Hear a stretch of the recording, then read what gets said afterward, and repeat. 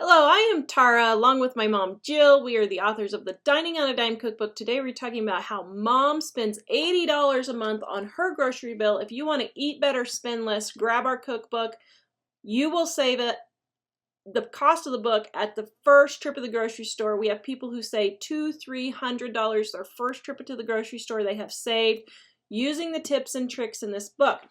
And this is a series on how mom spends $80 a month on her grocery bill because it's about the concepts and not just the numbers on what you spend on food. So we're going through those because if you don't get the concepts down, forget it. Yeah. Just don't waste your And time. we will do prices and things like Yeah. that later on, but you've Yeah. got to get the concepts in Yeah. your mind. And I was laughing when you were doing the cookbook. You know, there's that joke about how you go to the bookstore and there's always the cookbooks here and the diet books right here and everything. And I was laughing when I was thinking about that because I think our cookbook is the only one that if you use our cookbook, it naturally Gives you a diet, yeah. gives you a diet, Yeah. and it helps your finances. So we should be sandwiched with finances and Yeah. all that. It covers all those different types of books, by just Mhm. doing those. But today, this time, I was going to talk about, we went over serving sizes to keep them what you study it, find out the amount you're supposed to seriously eat. We did that. Not to waste. If you do any of these, you'll save 50% on your grocery bill. Yeah. I mean, if you get serious and you stick to it, you will save 50%, which is a lot of money for some people. Mhm.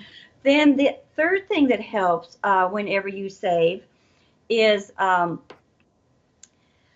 okay, how I didn't know how to quite which I should do first. I think I'll go with saving on the amount of ingredients and the spices that you use. What we do is, well, let me do the spices first.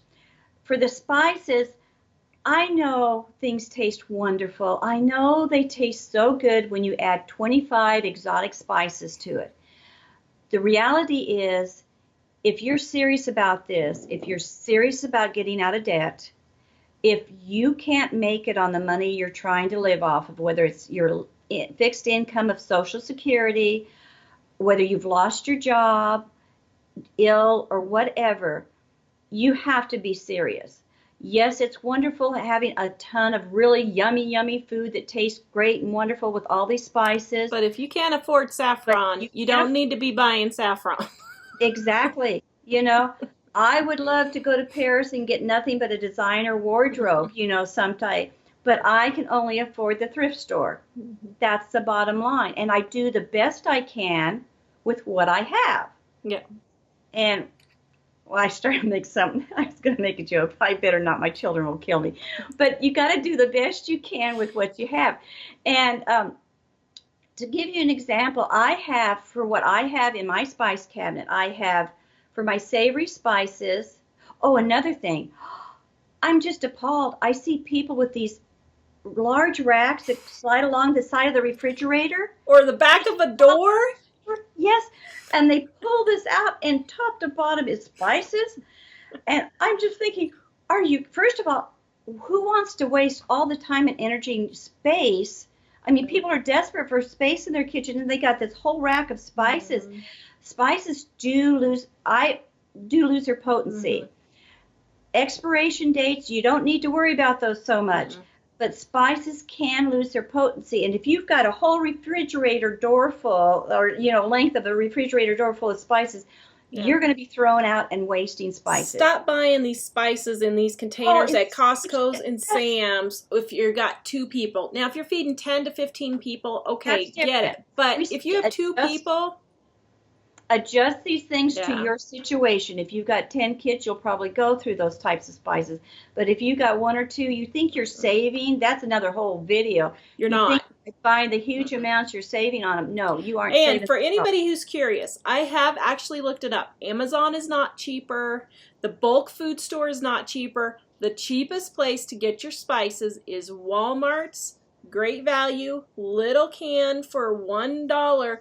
That is actually the cheapest per ounce if you really want to save money on spices. I have actually researched it, so it is. And just as good as the other spices. Yeah. It really Yeah. is. There's No, nothing wrong so with them. So. yeah.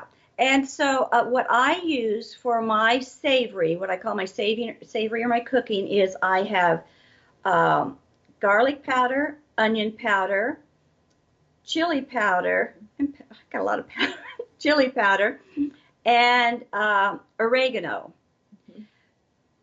Mhm. Sometimes I'll have allspice. That's it. Yeah. Now I used to have cook with bay leaves and a few other things, and I just really don't have the money to add into that, so I don't use the bay leaves like in my spaghetti sauce. Now you can pick and choose what you want. 5 is not very many. It's controllable, and you know what?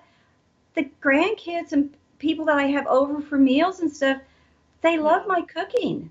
They really they ask for my recipes. I mean, I've written a cookbook and the recipes in my that's another thing. The recipes are well, I'll get into the recipes in the cookbook in just a minute because I wanted to explain some more on those.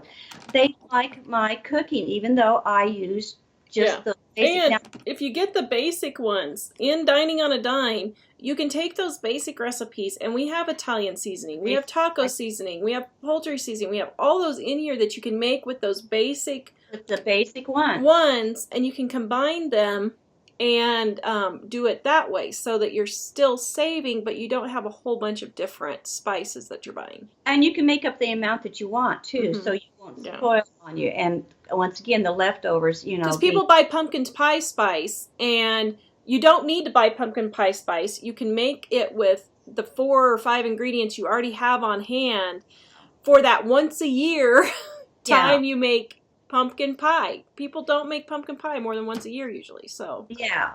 And see, that's my baking spices then is,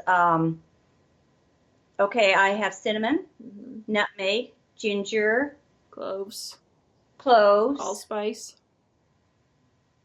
cloves, and vanilla. Okay, and then I have allspice, so. Well, I did allspice on the savory, so it kind of crosses Oh, over. you did? Oh, sorry. Yeah. Okay. Yeah. So, yeah, so I just have those. With those ones, I can make up pumpkin spice, and that type of thing. Now, maybe you never use ginger hardly at all. So that's fine. You can replace it with maybe one other one that you use often. And you don't have to use those exact ones. The point is, don't get hung up. Well, I don't like using this, or I don't ever want to use that, or I need to have this spice. Don't get hung up. The point I'm making, now get this, this is the point. The point is to get your spices down to maybe 5, 6, or 7. Yeah. Just a handful of what you use. You don't need to put my exact spices in your cabinet if you use something different. That's the whole point. It saves you money. First of all, you're not wasting when it goes bad. And second of all, you're not adding like 10 ingredients into, these recipes to make them more expensive, which brings me into the actual ingredients part. And what I wanted to explain is Pinterest, oh my goodness, the recipes. I think Pinterest is from Satan. Oh my goodness. I've decided, which is kind of done because, most of our website traffic actually comes from Pinterest, so I shouldn't say that. But as a consumer, they're so good and they look so wonderful. And I want to start out with the example. I think this is a good example of what I'm trying to explain. This gal, I knew she was sobbing and crying. She said, I can't take the stress anymore. I'm exhausted from working. We're so deep in debt. I don't even know what to do or how to deal with things. She said, it's just so horrible. A few weeks later, she goes to a church potluck and she brings this dessert. In it, I asked her, it was so good. Oh my, it was to die for. And so I said, can I have the recipe? What's in here? She told me everything that was in there. By the time she was done, I figured up just a 9 by 13 pan. She had $15 worth of ingredients. It's ridiculous. $15. Yeah, no wonder it tasted good. $15. She could have, the same woman who was so stressed about being in debt, I've gotten cake mixes for 79 cents. She could have gotten that cake mix, chocolate cake mix with some chocolate frosting on top, had a couple of dollars into this dessert, and kids would have loved it. Yeah. And love the chocolate dessert cake just as much. Yeah, and here's a little tip on cake mixes. Buy them after the holiday, so after Easter, after Halloween, Christmas. A couple of Halloweens ago, I got cake mix for 39 cents a box. You Mm-hmm. can't make homemade cake for that cheap, and it's just as good. Everybody loves it. So look after the holidays for Yeah. things like cake mixes and frostings and that kind of thing. And you've got to, I didn't have this in my notes, but you've got to be careful in baking with scratch. Everybody automatically assumes baking from scratch, you save money. It is not true. You have got to No. be careful and really do the numbers. Put pen to paper, do the numbers, and make sure that what you're cooking from scratch is Yeah. cheap, you know, Yeah, and and it's that's why people like Dining on a Dime, because we are true scratch cooking. In this Dining on a Dime edition, this is our 20th anniversary edition, we're actually getting ready to come out with another cookbook that has more expensive recipes, but they're still not crazy like the $15 for, that lady. But in here, we don't use a lot of chocolate chips. We don't use a lot of sweetened condensed milk. We don't use a lot of Cool Whip or whipped topping or yep. whipped cream. We don't use a lot of weird mushrooms. We don't use steak. And yet, we have delicious recipes that Oh, people yeah. rave about, but they're simple and they're cheap, and they can help you cut your grocery bill. I mean, maple glazed chicken is our #1 recipe. Everybody raves about it, and it costs about $2 to make that chicken for the entire family. Yeah, yeah. And that's what I was going to say. Our recipes don't call for humongous amounts of ingredients, No. especially more exotic ingredients Yeah. and things like that. So the other thing too, I'm going to use Michael as an example. I don't think he minds. And it wasn't really even Michael doing this, but it was a perfect example. I just watched recently. You did a live stream on making guacamole. And I thought this would be a perfect example to show how people use too many ingredients, in their, and Michael didn't do anything wrong. He used the recipe, and it's a very simple thing, but that was the only thing I could come up with, so I hope he doesn't mind. But he was making the guacamole. Okay, he put in the guacamole, he had lemon or lime juice to put in there. He had chopped up onions, he chopped up the garlic, then he put a little bit of tomato, and all those are fine to put in there. But then people were saying, well, you need to add cilantro to that too. Mm-hmm. And somebody else said, yeah, and you need to add peppers to that. Mm-hmm. And people have said, well, I always use sour cream in mine Mm-hmm. with that. And then so with the avocado, I've got 8 ingredients. When I make guacamole, all what I put in my guacamole is my avocado. I put a little bit of garlic powder and onion powder. I don't even know if you consider that ingredients, because I don't have an onion and a garlic sitting in the refrigerator that could go to waste. These are the spices I sit in the cabinet, they'll keep, you know what I mean? But if you want to count the onion and garlic powder, then you can.